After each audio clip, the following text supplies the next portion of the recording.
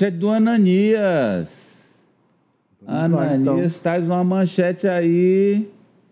Olha. Bolsonaro diz que lamenta explosões em Brasília. Ele pontua, abre aspas, vamos restaurar no país a possibilidade de diálogo, fecha aspas. É isso? Isso. Temos a frase aí, ó. Temos cartela. É cartela com o que falou o ex-presidente. Olha aí, Franci. Lamento todo e qualquer ato de violência. Já passou da hora de o Brasil voltar a cultivar um ambiente adequado para que as diferentes ideias possam se confrontar pacificamente. Vamos restaurar no país a possibilidade de diálogo.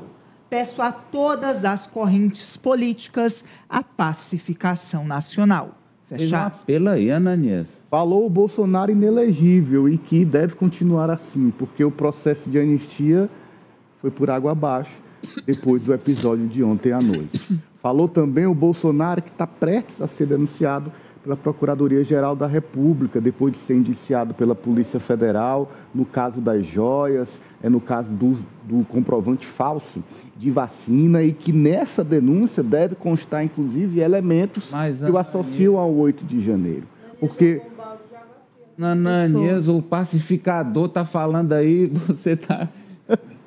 Nessas condições, entendeu? Porque o Bolsonaro mesmo, que a gente sabe quem é, que a gente conhece, é o que sobe no trio no 7 de setembro, que ameaça ministros do STF e xinga ministros do STF. Fala em medalhar, né? Fala isso, que diz que não vai cumprir decisões, que sobe, inclusive, no 7 de setembro agora, com o governador Tarcísio de Freitas também pregando a anistia para os golpistas do 8 de janeiro. O fato, Amadeu, é que, diante da realidade imposta ao ex-presidente, ele tenta mostrar o que, de fato, ele não é. Pacificador, a gente sabe que não tem de nada. A sua carreira política, a sua vida política é feita no confronto e ele vai permanecê-lo. Às vezes dá uma recuada, mas a gente conhece como é o ex-presidente.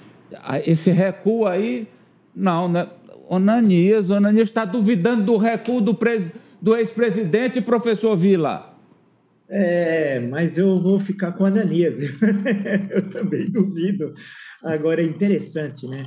Ele fala em pacificação. Na verdade, alguém deve ter escrito isso para ele. Que isso, professor? De suas dificuldades, né? No campo da língua de Camões e Machado.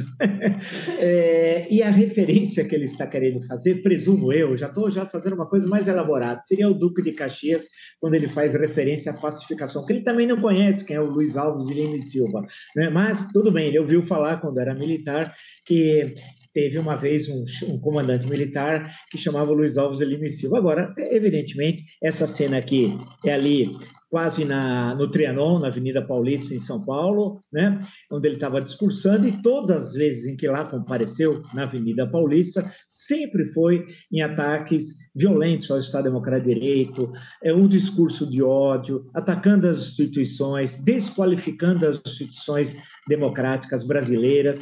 Portanto, ele não é a pessoa que tem autoridade para pedir pacificação. Inclusive que o problema da pacificação não são os outros, é ele. Kátia. Eu ia... Nessa linha aí. Eu ia, não. Opa. Eu ia dizer assim, nossa, que surpresa. É esse o tipo de discurso que políticos têm que ter, principalmente os políticos com mandato. Mas aí, quando o Ananias começou a falar, Agora o professor Vila. E aí o professor Vila, e assim, o que há realmente por trás da intenção, porque um discurso nunca é só aquilo que está ali, eu nem vou falar mais nada. Kátia tentou fazer... Eu ia dizer que esse era o exemplo que ela tem que tentou ser dado. digerir, mas... Ela tentou, fala, Franci. Poxa, eu ia dizer, finalmente... Fala, Franci. Amadeu, é porque dessa vez não tem como esse grupo político vincular o autor do atentado à esquerda, ao comunismo.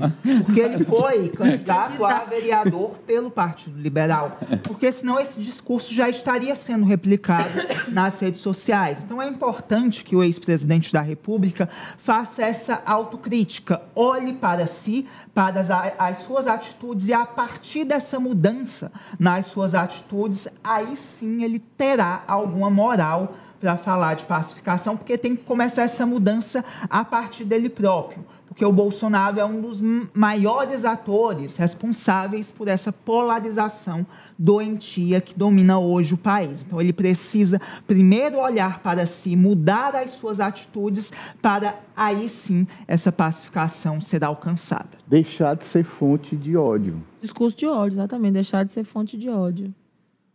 Professor, me lembrei daquela carta. Mas se ele deixar de ser fonte de ódio, ele deixa de ser Jair Bolsonaro. Eu me lembrei da carta, professor, que ele fez para o Alexandre, que foi do Temer, não foi? Que tinha escrito para ele, professor? Exato. Foi no dia 9 de setembro de 2021, porque no dia 8 ele fez o discurso, dia 7, atacando o ministro, dizendo que ia descumprir decisões do STF. No dia 8, o então presidente Luiz Fux, do STF, falou, olha, isso pode dar crime de responsabilidade, de acordo com aquilo que ele nunca leu, a Constituição. Aí, no dia 9, aquela cartinha, aí teve aquela cartinha, ele dizendo, não foi bem assim, etc, tal, mas já no dia seguinte, no dia 10 de setembro, voltou tudo como antes.